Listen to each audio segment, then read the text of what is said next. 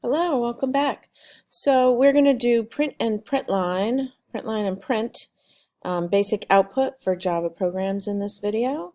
So I'm going to go right into JGrasp and go to File, New Java, and start a new program. Public class output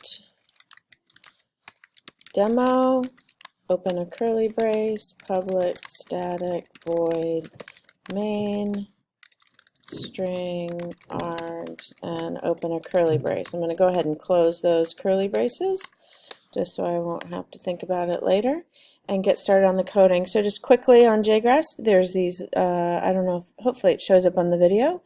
There's little triangles over here, and you can use, there you go, you can use these little triangles to minimize this window. We like to maximize our coding area.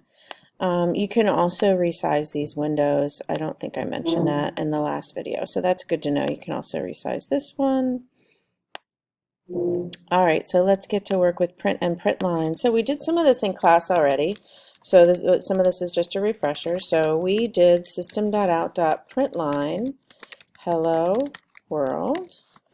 I'm going to go ahead and add a couple others so we can talk more about it. How are you?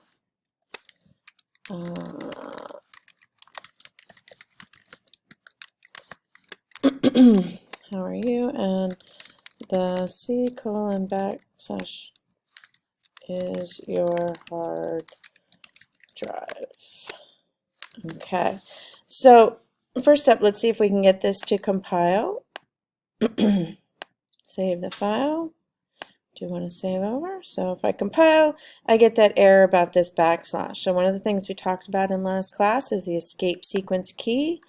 It's a special key because this backslash is used for other things, and so in order to get a backslash printed in your output, you needed to put 2. So I'm going to put 2, and that should give me 1 on my output. And indeed, there we go. I've got 1 backslash on my output. So these are print lines. So it is printing everything inside parentheses, and then it is printing a new line. This is ln for line. So it prints hello world and then goes to the new line. This here in green inside double quotes is called a string literal.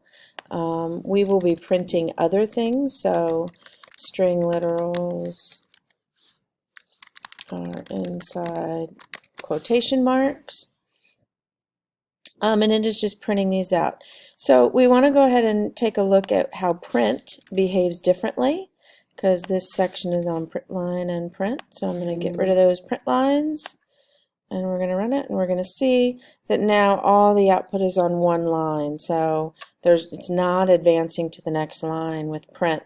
So it's good to know about print and println. Sometimes you want to use some combination of the two. You should be comfortable working with both. And notice that now I have it all on one line, but I can fix that if I wanted with the print. So merely putting a backslash n at the end of each one of these will do a new line at the end. So in essence, that's what println is doing, is it's printing the quotes and then doing that backslash n for you. So with print, you have to do the new lines manually. So sometimes print is helpful for certain types of output. So you want to experiment with both. So this is my escape sequence key with an N. That means give me a new line. This is my escape sequence key with a backslash. That means give me 1 backslash in the output. I can also use the escape sequence key with a quote to put quotes around something. So now you can see hello world has quotes around it. And I can also use a backslash T to get a tab, and maybe I could do 2 of them. I want 2 tabs. So these are the 4 we use the most. I think that's about it. You can see how are you is tabbed now. The backslash n, the backslash quote, backslash t, and backslash. So keep in mind there is a difference between backslash and slash.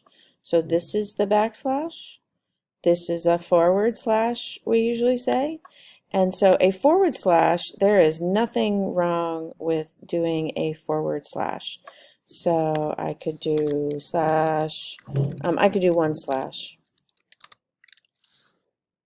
and it would print. I don't need that escape sequence key to do a forward slash, only the backslash. I think that's a good good intro to print and println and the things you need to know to work with them. So get doing some tinkering on your own, practicing with print and println, and happy coding. See you next time.